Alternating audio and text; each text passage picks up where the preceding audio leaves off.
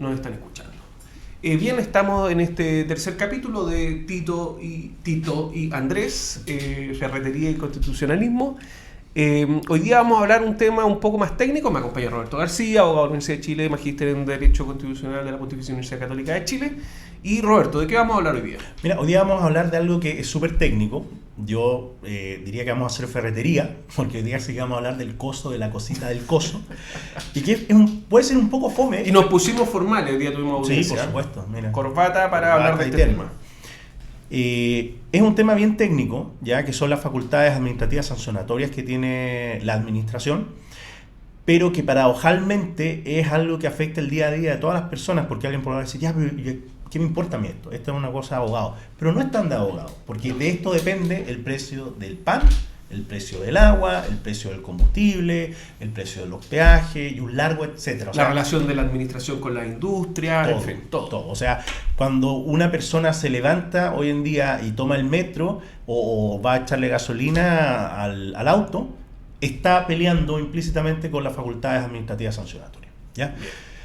¿Qué ocurre? El proyecto constitucional tiene un tratamiento que es súper deficitario, ni siquiera es deficitario, ¿ya? Sino que lo que plantea establecer es la impunidad empresarial. Por un lado, y por otro lado, es la norma que le garantice la colusión y la desregulación absoluta al mercado. Qué duras palabras. No, y es así. Bueno, pero se le ha tildado a este proyecto constitucional con rasgos corporativistas importantes. De hecho, vamos, y aquí tenemos impreso el proyecto en el artículo 16, numeral 9, la letra B. Lee.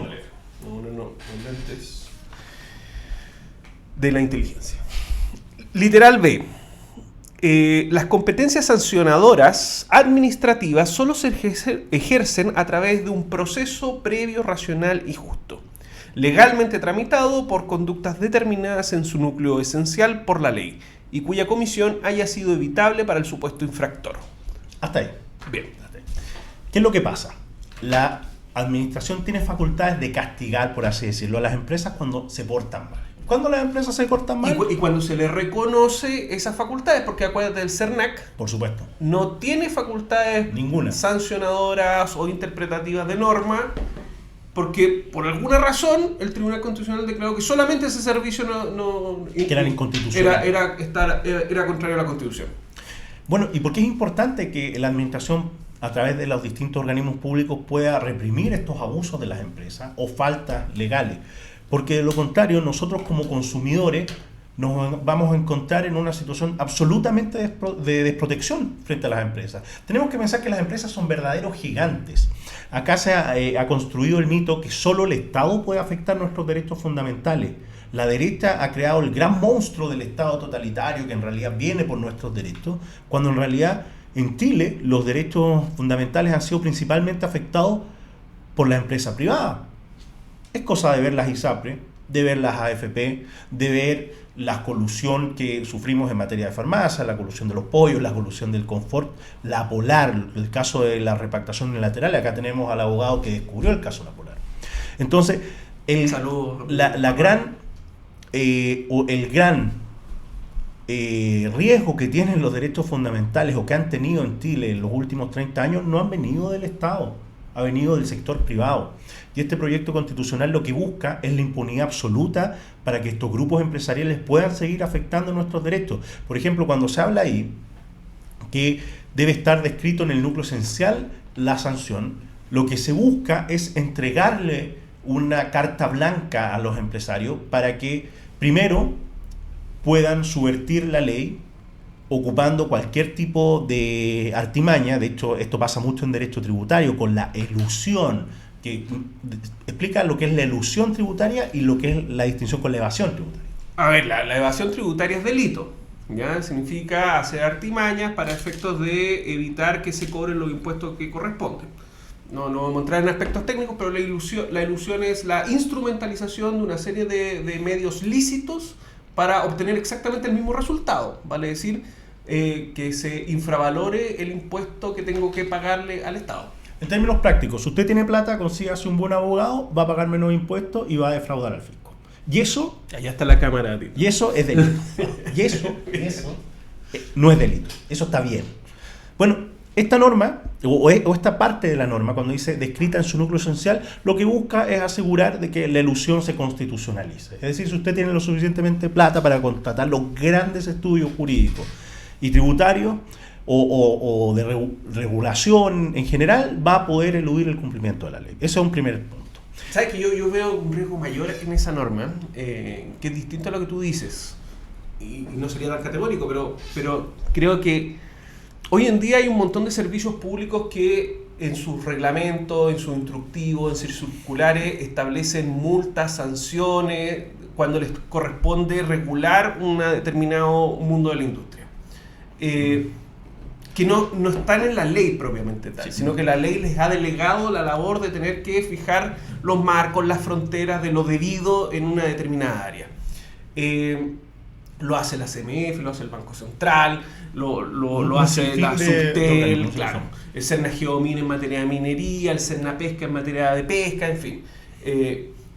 Y obviamente en esos reglamentos, en esas instrucciones, ellos van estableciendo qué es lo permitido y qué es lo no permitido, y cuando hay incumplimiento establecen multas, sanciones, etcétera, ¿ya?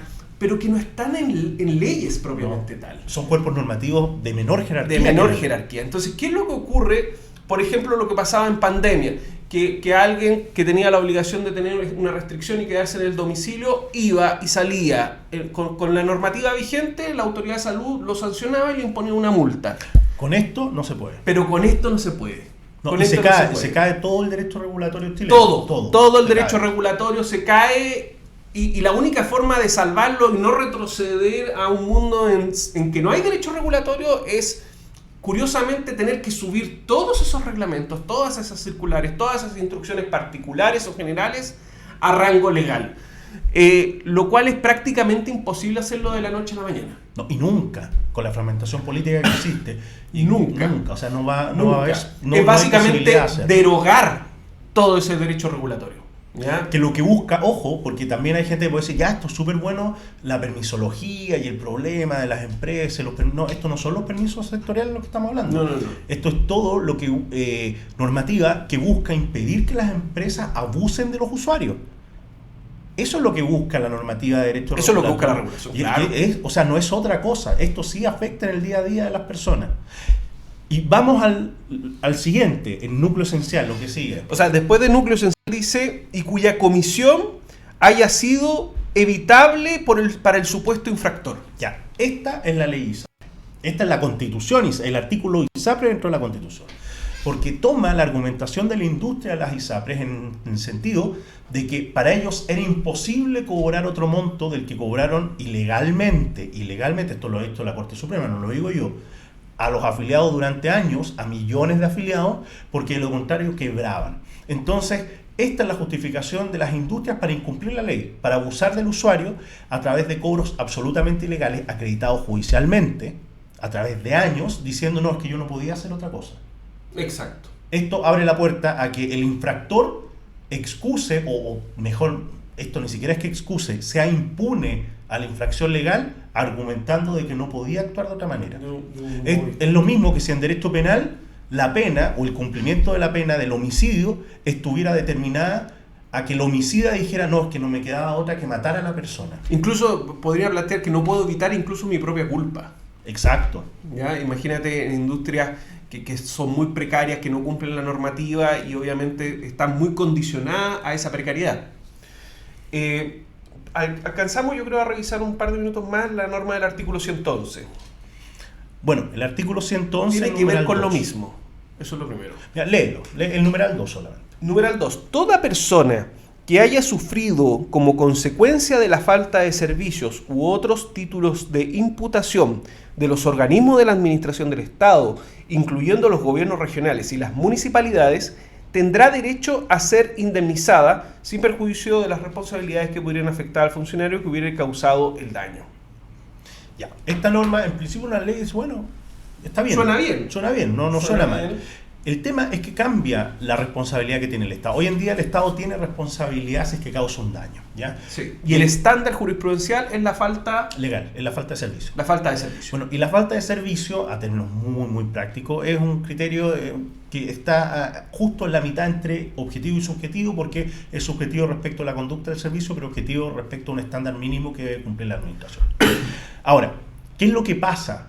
Se dice no solo la falta de servicio, sino bajo cualquier otro título de imputación. O sea, la falta de servicio no va a ser la única fuente de indemnización. ¿Y cuál es otro título de imputación? El cumplimiento de la normativa. Y esta norma no está. Esta para la señora que se cayó en la calle porque la vereda estaba mala, o para el automovilista que tuvo un problema porque la calle no estaba pavimentada y, cayó, y había un hoyo. No. Esto está pensado para las empresas, está pensado para aquellos que manejan los monopolios naturales, como Enel, Aguas Andinas, las empresas de comunicación, etcétera, porque esos precios los regula el Estado, porque son monopolios, y esta regulación pasa por establecer una banda de precios en que se les asegure esa rentabilidad, pero también entendiendo, por ejemplo, el servicio eléctrico, que es esencial para la marcha de la economía y para el país, le permita acceder a la mayoría de la población. Entonces, lo que está diciendo esta norma es que da lo mismo. Eso se puede hacer, pero al final, si la empresa estima de que su margen de ganancia se ve afectado, va a poder demandar al Estado. Entonces, al final del día, nosotros vamos a estar pagando impuestos para que el Estado le termine pagando a Enel, le termine pagando a Aguas Andinas, le termine pagando a BTR, le termine pagando a Movistar. Esta es una norma que también lo que busca es eliminar, bypassear el royalty minero, porque las empresas mineras también pueden decir, bueno, pero este impuesto en realidad lo que está haciendo es disminuir o afectar mi margen de ganancia, independiente si es legal, la Constitución me permite ir a demandar al Estado. Entonces, esta Constitución lo que hace es convertir al Estado en un asegurador eterno y perpetuo de las grandes empresas, que son las que manejan mercados regulados y actividades que son estratégicas dentro del desarrollo del país, para que puedan demandar sin fin al Estado y que nuestros impuestos, que es lo más paradojal, termine asegurando una ganancia empresarial que a Chile y a las personas no les reditúa absolutamente nada. Nada, y lo vamos a ver no solamente en este ámbito, sino que es algo que atraviesa todo el proyecto constitucional. En materia de educación el tema es brutal. Y es un poco lo que se ha dicho con respecto a modo de crítica, de que es una constitución que tiene rasgos corporativistas. Es un gran riesgo. ¿Agregamos algo más? No, yo creo que... Es un tema un poco técnico, lo sabemos, un poco aburrido, pero es también importante porque de alguna forma oculta una gran reforma al derecho administrativo, ¿ya? Una casi derogación total de derecho administrativo sancionatorio. Oh, indudablemente.